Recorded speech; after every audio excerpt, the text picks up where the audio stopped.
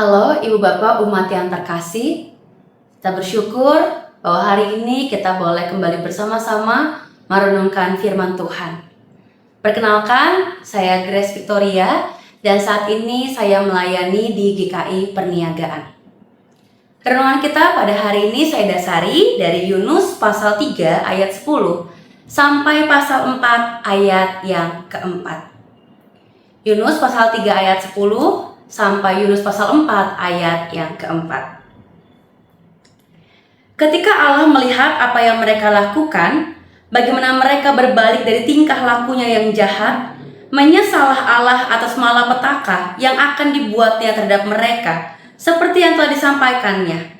Ia pun tidak jadi melakukannya. Tetapi hal itu membuat Yunus sangat gusar dan marah. Lalu ia berdoa kepada Tuhan. Ya Tuhan, bukankah hal ini telah kukatakan ketika aku masih di negeriku? Itulah sebabnya aku dahulu melarikan diri ke Tarsis, sebab aku tahu bahwa Engkaulah Allah yang pengasih dan penyayang, panjang sabar dan berlimpah kasih setia, serta yang menyesal atas malapetaka yang hendak didatangkannya. Sekarang ya Tuhan, ambillah kiranya nyawaku, karena lebih baik aku mati daripada aku hidup. Tetapi firman Tuhan, patutkah engkau marah?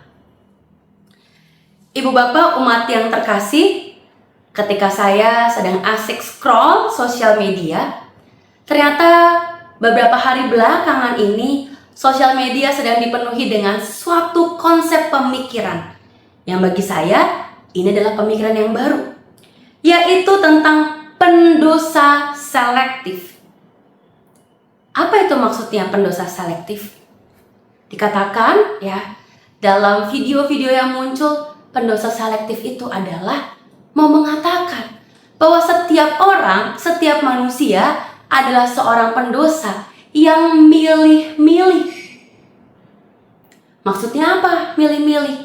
Iya, mereka memilih dosa yang nyaman untuk mereka lakukan. Lalu karena mereka nyaman dengan dosa itu, mereka akhirnya merasa berhak untuk bisa menghakimi orang lain yang dosanya berbeda dari yang mereka lakukan. Contohnya, saya memang seorang pendosa, tapi ketika saya melihat ada seorang yang korupsi, saya melihat koruptor, saya marah. Saya nggak suka, saya menghakimi dia sebagai seorang yang berdosa. Tapi saya lupa, kalau saya juga adalah seorang pendosa.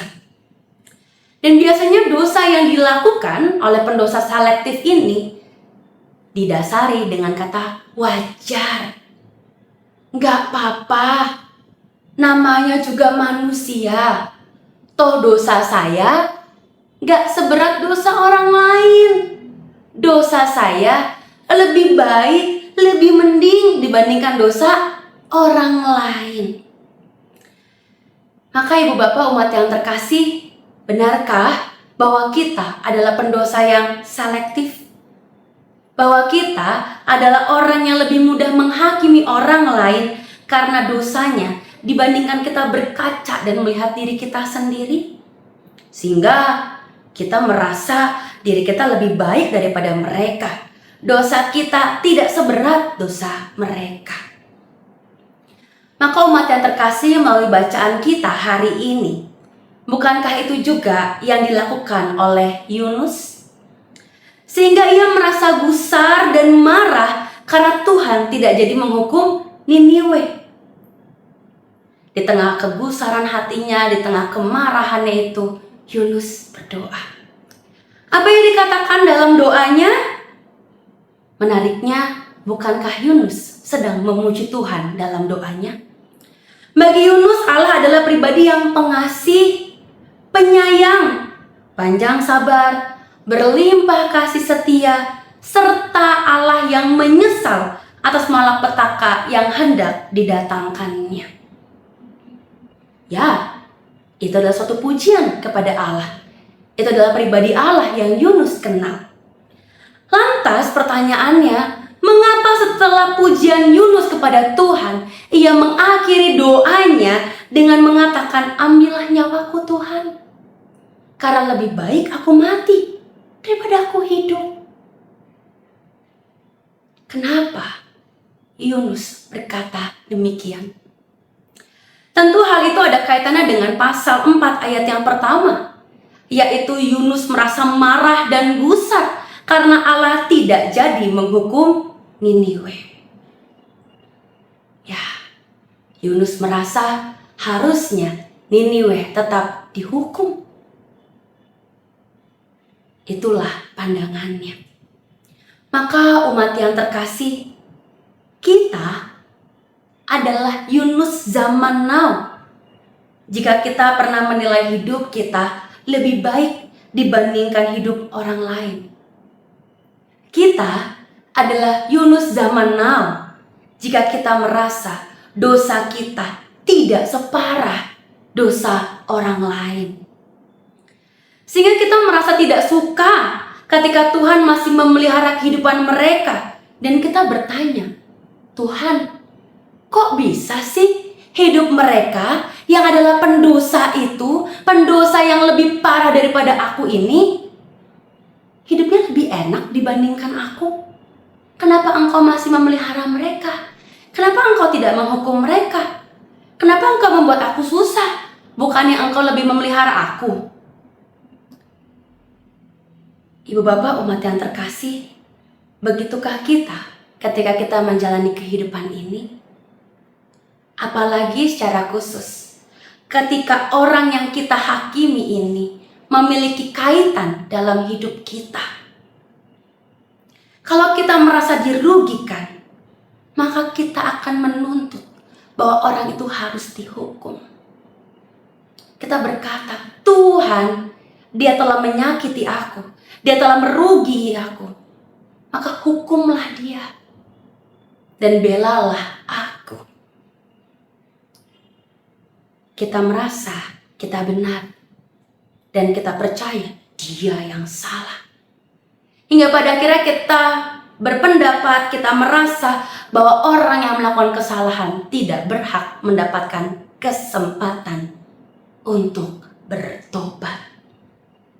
Dan yang harusnya mereka terima hanyalah hukuman. Maka layaknya Tuhan menjawab Yunus, patutkah engkau marah? Tuhan juga seolah berbicara kepada kita, ibu bapak umat yang terkasih. Patutkah kita cemburu atas pemeliharaan Tuhan dalam kehidupan orang lain? Jawaban Tuhan ini kalau dalam bahasa anak remaja sekarang adalah jawaban Allah yang menampar kita. Membuat kita sadar akan siapa diri kita. Berhakkah kita marah kepada Tuhan ketika Tuhan memelihara kehidupan ciptaannya? Berhakkah kita menyamakan diri kita sama seperti Tuhan yang bisa menghakimi orang lain? Maka ibu bapak umat yang terkasih, kita juga seorang pendosa. Tuhan memberikan kesempatan bagi kita untuk bertobat. Maka Tuhan juga memberikan kesempatan yang sama untuk semua manusia bertobat. Maka janganlah kita menjadikan diri kita sebagai Tuhan yang berhak untuk menghakimi orang lain tanpa kita bercermin terlebih dahulu tentang siapa diri kita. Apakah kita sadar kita adalah manusia berdosa? Apakah kita sadar bahwa setiap kita diberikan anugerah oleh Tuhan, setiap kita diberikan kesempatan untuk bertobat? Maka renungkanlah. Dan kini biarlah kita semua bisa merasakan pemeliharaan dan kasih Tuhan dalam kehidupan kita, tanpa kita perlu menghakimi dan menilai hidup orang lain. Hingga akhirnya kasih Tuhan yang kita rasakan, anugerah Tuhan yang kita telah terima juga bisa kita bagikan. Karena hidup kita bukan untuk dibanding-bandingkan, tapi hidup kita menjadi kitab yang terbuka dan orang lain pun bisa melihat anugerah Tuhan dalam hidup kita. Kita tidak patut marah atas pemeliharaan Tuhan. Maka lihatlah diri kita. Tuhan juga memelihara kita dengan caranya sendiri. Amin. Mari kita berdoa. Kami mengucap syukur Tuhan ketika hari ini Engkau boleh kembali menyapa kami melalui firman-Mu. Kami boleh diingatkan tentang siapa kami. Kami semua adalah seorang pendosa. Dan kami semua mendapatkan anugerah, pengampunan dan keselamatan hanya dari Engkau saja. Dan kami semua juga memiliki kesempatan untuk berbalik, untuk bertobat. Itu juga adalah pemberian dari Engkau ya Tuhan. Tuhan, maka biarlah Engkau saja yang boleh menolong kami. Roh-Mu yang kudus yang boleh membimbing kami. Sehingga kami boleh senantiasa memperbaiki diri kami setiap harinya. Dan kami boleh terus merasakan pemeliharaan Tuhan tanpa kami perlu membandingkan hidup kami dengan hidup orang lain. Pimpin dan sertai kami Tuhan. Pakailah kami sesuai dengan kehendak-Mu saja.